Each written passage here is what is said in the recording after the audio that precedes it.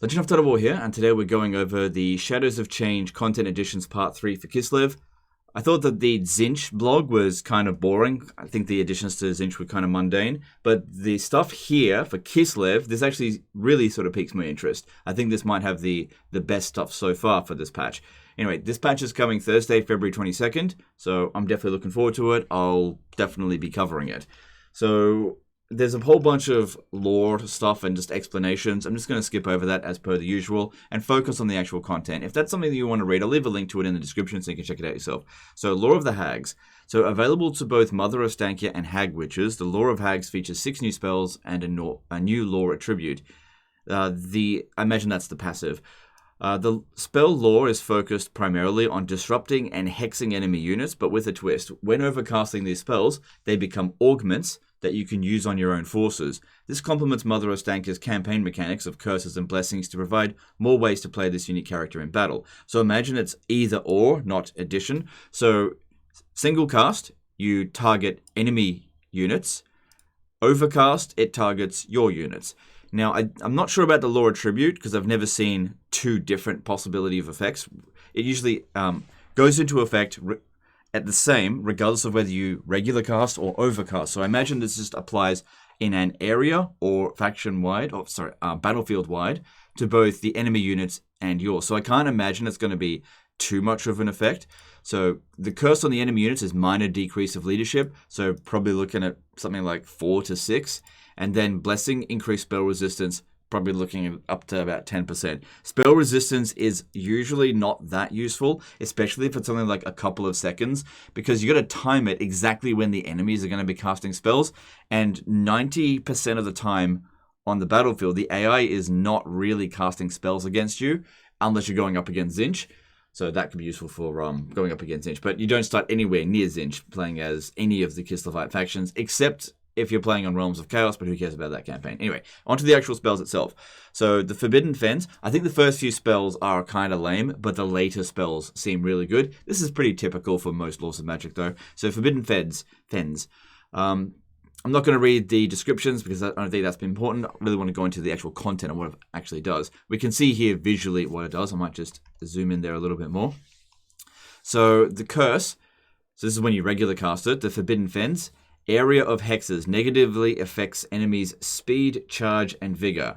Don't think that that's particularly high impact, but it's probably going to be a cheap spell. This could be really useful to combine this with the Lore of Ice. So you put down Ice Sheet and this one to really bog them down. So that could be a good complementary spell. Then you've got Blessing Whispers in the Woods. So you need to overcast it to get this one. Area of Augments. Positively affects allies' speed, charge speed, vigor, whilst granting Strider and Unstoppable. Unspotable. So again, don't really see that as being very useful. It largely depends on how much of an area of effect, whether it can actually follow a unit as it's moving. That really does need to be seen. But overall, I'm not super excited about this spell. But anyway, it's the other ones that are way more interesting anyway. So you got Witch Brew.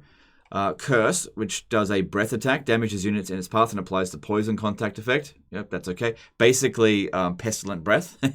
Then you've got Blessing Witch Broth, which is a breath attack that damages units in its path and applies a contact effect to friendly unit, which heals them, boosts their vigor, and making them immune to contact effects. So this is interesting. You overcast it and hit both units. It damages enemy units, it seems, and heals yours. So that'll be interesting to see how that functions. That'd be really useful if you end up in a situation where your units are like really in the thick of it, not just 2 lines fighting against each other, but when the lines are interlocked, which is rare to happen, but it can happen, especially when units fall back and then change their mind. Sometimes they can get mixed in. Units can get stuck. So that could be useful then. Then you've got Curse of the Ancient Witch, which the curse is a hex that negatively affects enemies' missile block chance, armor, and will spread to nearby enemies within the spell range. Could be good. Really depends on how much, though. Minus 10 armor, minus 30 armor, that is not particularly impactful. Missile block chance could be very useful due to all the missile units available for Kislev. Again, it depends on how much. Dropping off by 20 to 50% missile block chance means that their shields become useless. So that could be really handy. Then the overcasted version, Blessing of the Ancient Witch, imbues magical attacks, positively enhances armor-piercing missile damage, base missile damage, and reload skill. So a good one. It really does depend as well if this is area of effect or if it just applies on a single unit. I find that single unit buffs tend to be very much useless in the later stages of the campaign when you're rolling around with like multiple stacks. Applying a augment on just one unit doesn't really have much impact, but in an area of effect, which there are a lot of buffs out there that do that, most notably I think the flame spell, the Flaming Sword of Ruin, is an area of effect buff that provides magical attacks and increases damage. So it just depends. It's not mentioning that it's area of effect, so we'd have to just wait and see how that goes. Then you got Vengeance of Spirit. Curse, Vengeance of Spirits, area of direct damage. So that could be similar to how the Dwellers Below work for the Law of Life. You know, pop it down. It's kind of like a vortex spell, actually. But if they're in that area, direct damage is done. And Dwellers Below is one of the most powerful spells in the game. So this could be very similar to that.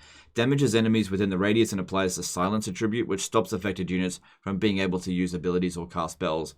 That could be really handy when dealing with Dryka, because she does cast a lot of spells that actually do the exact same thing to you. So popping that on her could be very useful. Same thing with doing that to Tzeentch factions.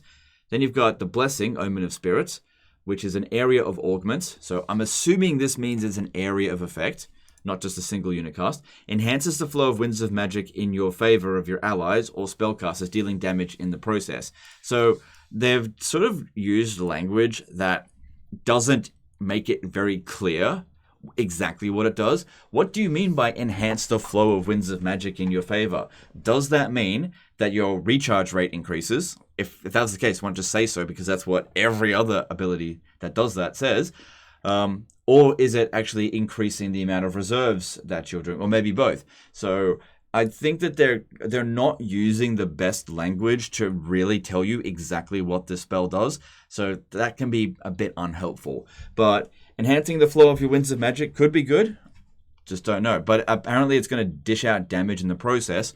So similar to how the Forbidden Rod damages the user of that item. Then you've got Cursed Cauldron.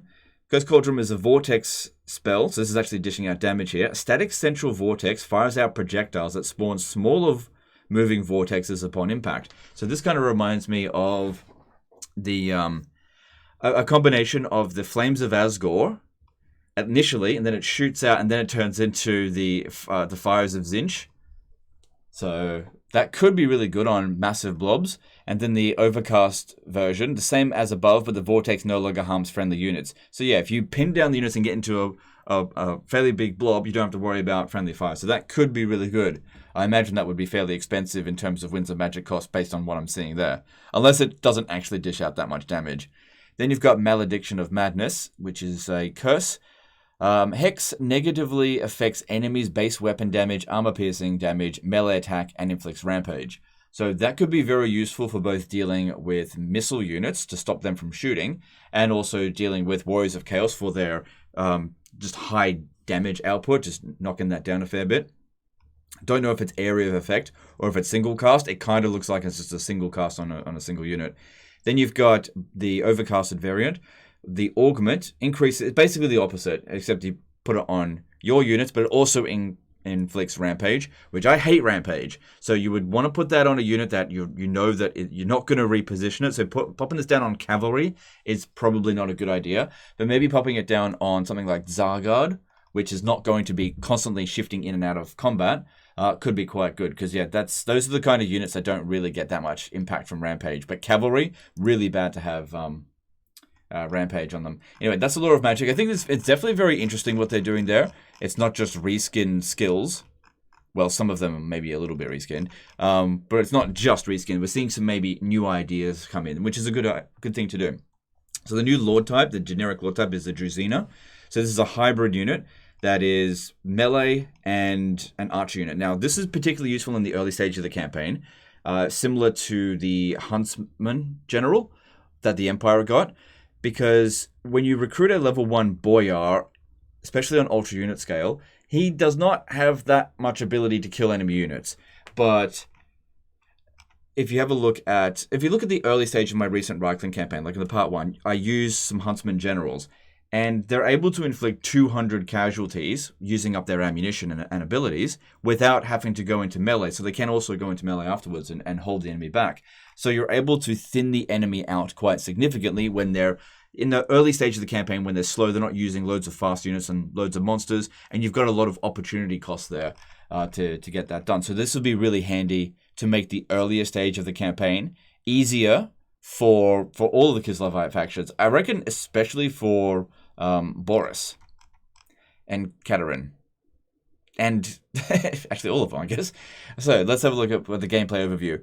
I'm going to skip over like the lore-based stuff over here because I don't think that that's impactful too much for gameplay. Again, you can read that yourself. So gameplay overview. Despite being a faction of hybrid units, Kislev has lacked a truly hybrid lord-type character to sit in between the melee-focused Boyar and the magic-focused Ice Witch. So it's definitely not a hybrid spellcaster unit. The Druzina subscribes to this playstyle by supporting missile lines with his abilities while holding his own in melee with powerful armor and armor-piercing great weapon. So I don't imagine he would be as strong in melee as a Boyar, otherwise you would never get a Boyar ever, because they're not particularly interesting, apart from the fact that Boyars get bears and these don't. Which you have to really ask yourself, is this really a Kislevite if it can't ride a bear? Anyway, hybrid. The Druzina is able to deal significant single target damage with his bow and able to deal armor piercing damage with his axe in melee. Imagine that's very similar to, like I said, the Huntsman general. Missile unit enhancement. Units near the Druzina will benefit from increased missile stats. Cool. Ammo replenishment. So this will be interesting, and we really need to know what extent that he can replenish ammo. The Druzina is the only unit in the Kislev roster that can replenish used up ammo for friendly units, making him an effect support character for Kislevite missile lines. Now, is this something that he can do like once every 2 minutes, or is it that he can only do once in a battle? Is it like restock? We're not entirely sure at this stage here. Or is it like a passive skill that, like Ikat Claw, you just have unlimited ammunition and it just regenerates over time? Well, I should say more like Eltharion.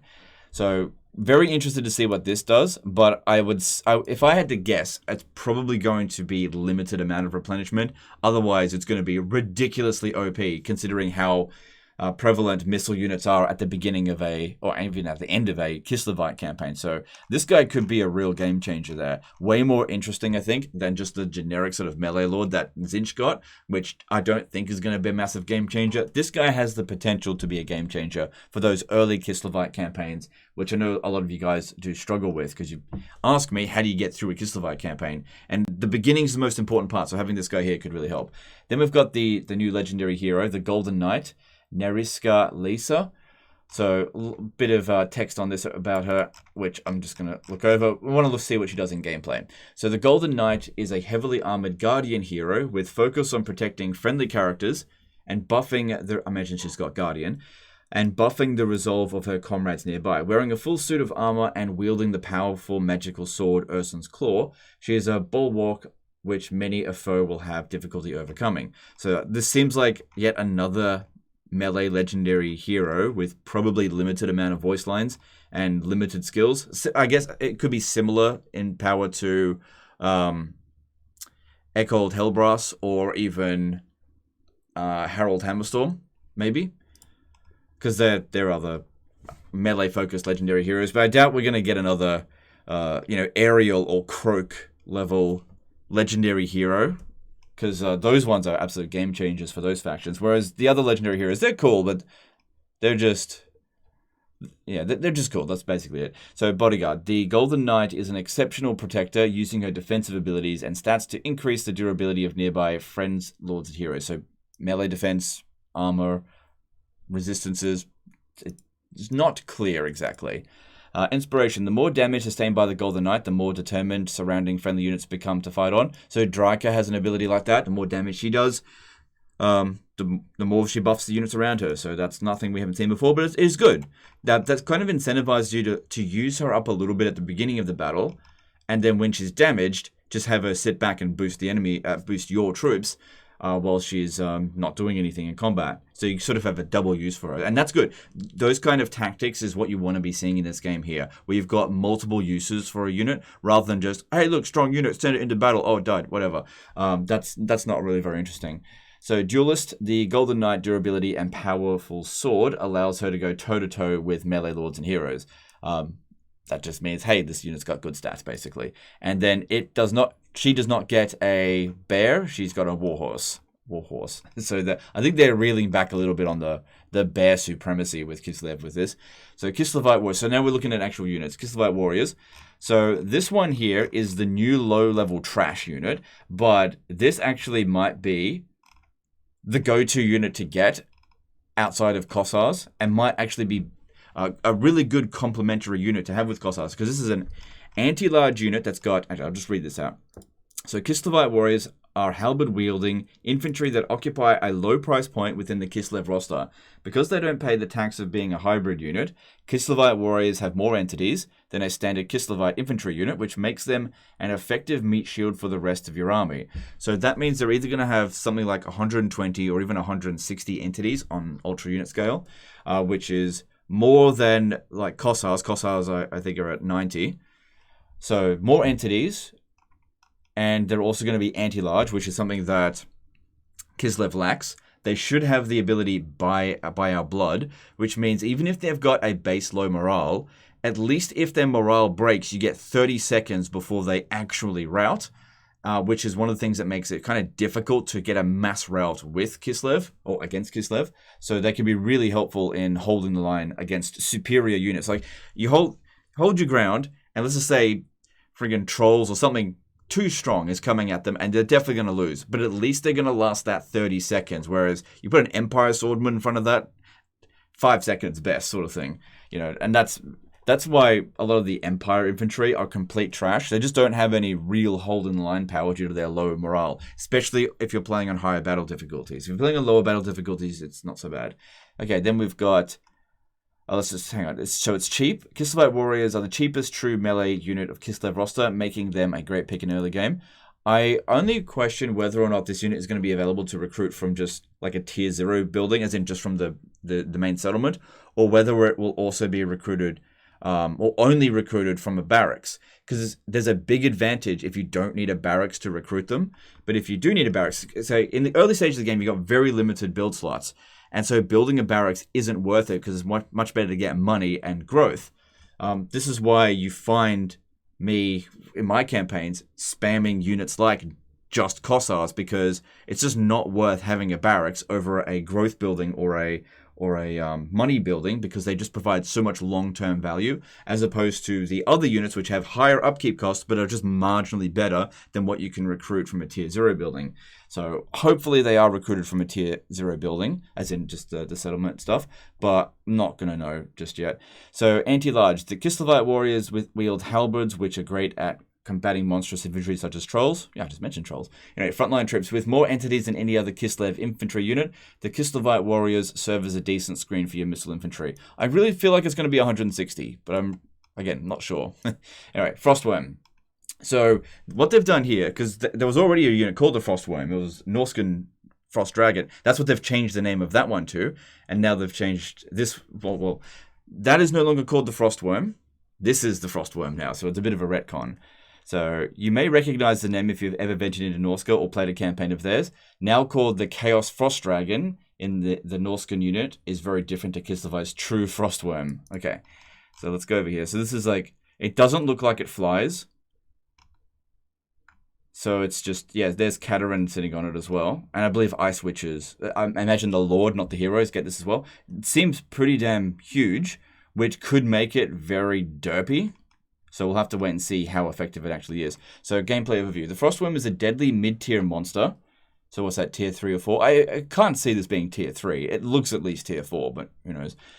Which can move its way across the battlefield relatively quickly for a monster of its size.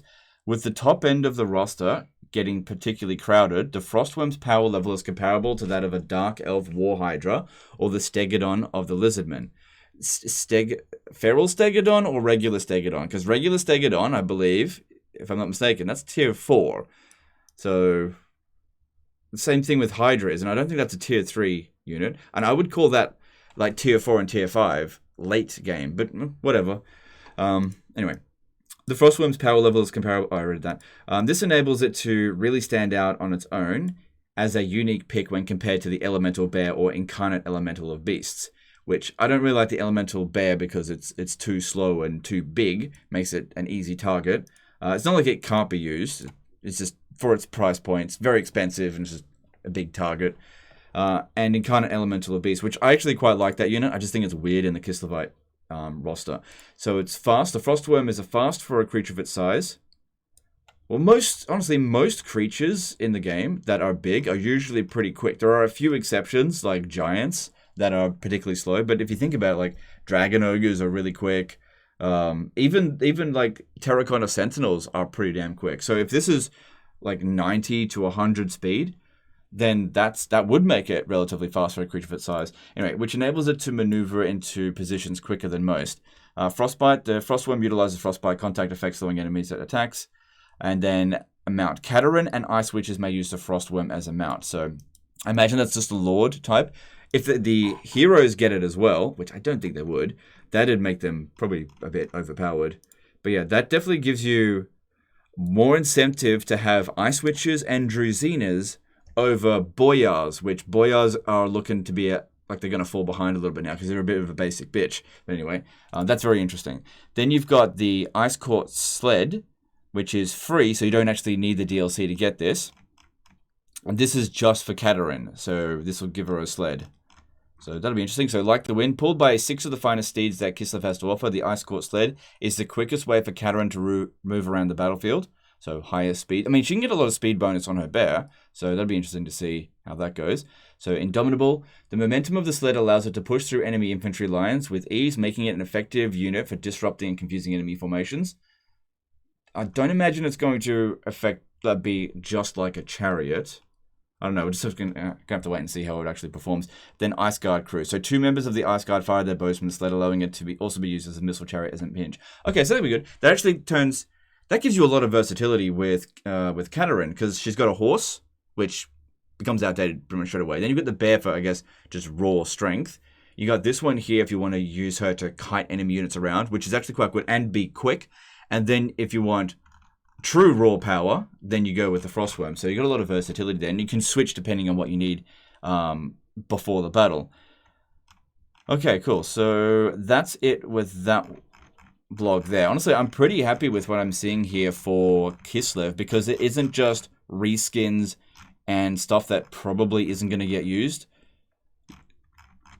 Having a high tier unit and a low tier unit actually provides a lot of value. But how they're actually going to perform on the campaign or on the battlefield, that remains to be seen. But this definitely looks promising. Now, as for whether or not it's made this DLC worth $25, that is up to you guys. I definitely think it's definitely more worth it.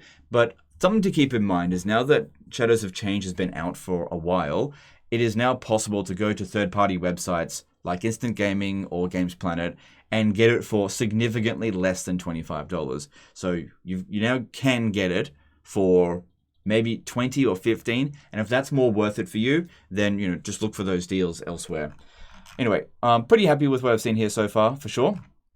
And I look forward to playing it on Thursday, February 22nd. Anyway, guys, that's the end of this one. Appreciate you. Don't forget to subscribe if you haven't already, and we'll see you next time. Later, guys.